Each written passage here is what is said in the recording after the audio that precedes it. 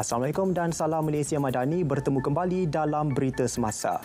Laporan akhir sesi libat urus bagi meminda rang Undang-Undang RUU 355 akan dibawa semula ke Kabinet sebelum dijangka dibentangkan di Parlimen tahun ini. Menurut Menteri di Jabatan Perdana Menteri Hal Ehwal Agama, Datuk Dr. Muhammad Naim Mukhtar, setakat ini laporan dalam peringkat akhir dan belum lagi disediakan. Tambah beliau, satu perbincangan turut akan dilakukan bersama Perdana Menteri berhubung perkara ini. Terdahulu, bekas Timbalan Menteri Hal Ehwal Agama, Ahmad Marzuq Syari, telah mencadangkan agar kerajaan terus guna pakai draft RUU 355 yang sudah disiapkan sebelum ini. Persediaan menghadapi cuaca panas ekoran fenomena El Nino, Lembaga Kemajuan Pertanian Kemubu Kedah mengambil langkah awal menyediakan 150 unit pam untuk membantu pesawah bagi mengairi kawasan yang terjejas di Kelantan. Menurut Pengerusi Kedah Muhammad Hussein, pihak Kementerian Pertanian dan Keterjaminan Makanan juga telah meluluskan peruntukan RM500,000 untuk pembinaan telaga tiub. Tambahnya, pembelian pam tambahan berkenaan melibatkan kos sebanyak RM200,000. Ia merupakan tambahan kepada 86 unit pam backward sedia ada tahun lalu yang disediakan Kedah. Pada masa sama, Kedah turut menyediakan 3 unit pam sokongan selain pam kitar semula untuk sistem pengairan di sawah.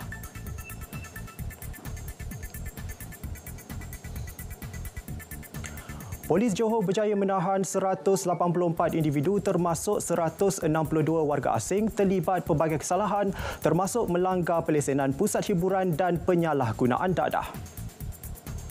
Ketua Polis Johor Komisioner M. Kumar berkata sebuah dijalankan menerusi operasi Noda Khas dan Op Hibur bermula 12.30 malam hingga 5 pagi.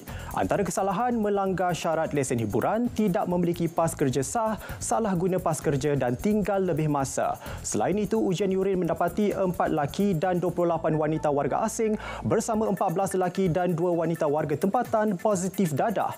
Turut dirampas peralatan pusat hiburan dan wang tunai. Program berhatan beramai-ramai di Dewan Undangan Negeri DUN atau Parlimen dilihat menjadi alternatif terbaik meringankan beban kewangan, khususnya bagi keluarga yang kurang berkemampuan. Menurut Menteri Besar Negeri Sembilan, Datuk Seri Amanuddin Harun, kos yang perlu dikeluarkan agak membebankan, terutama jika keluarga terlibat mempunyai anak lelaki lebih dari seorang. Seramai 47 peserta terlibat dalam program khatan perdana di Kenduri Rakyat. Ia dianjurkan BJCC dengan kerjasama pejabat Parlimen Port Dickson di dataran homestay Kampung Pacitan, Port Dickson. Saudara, lebih 400 peserta memeriahkan Hari Keluarga Masjid Nurul Hamim, Kampung Kecur di Perlis bersempena cuti persekolahan selain mengisi masa hujung minggu. 18 aktiviti diadakan bersama para peserta yang terdiri daripada kariah masjid berkenaan. Ia mendapat sambutan baik pelbagai lapisan masyarakat yang tidak melepaskan peluang menyertai setiap aktiviti dianjur. Pengerusi Masjid Nurul Hamim Kampung Kecur, Nur Zaidi Hamad, memaklumkan antara pengisian program ialah solat berjemaah, kenduri kampung, pameran agensi kerajaan dan sukaneka.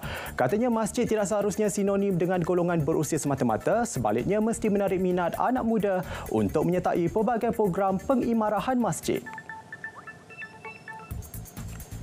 Kira-kira 100 kanak-kanak termasuk ibu bapa hadir menzahirkan solidariti kepada rakyat Palestin dengan menerbangkan layang-layang menerusi program Kites for Gaza di Taman Layang-Layang Kepung. Jurucakap Oilers Social Group Wan Nur Majidah Wan Abdul Aziz berkata program itu sebagai satu usaha berterusan mengecam penindasan rejim Zionis di bumi Palestin. Layang-layang khususnya di Gaza sentiasa menjadi ungkapan penentangan, harapan dan kerinduan untuk keamanan dan kebebasan. Wan Nur Majidah terus berharap bumi Palestin dibebaskan daripada penjajahan dan pembunuhan beramai-ramai.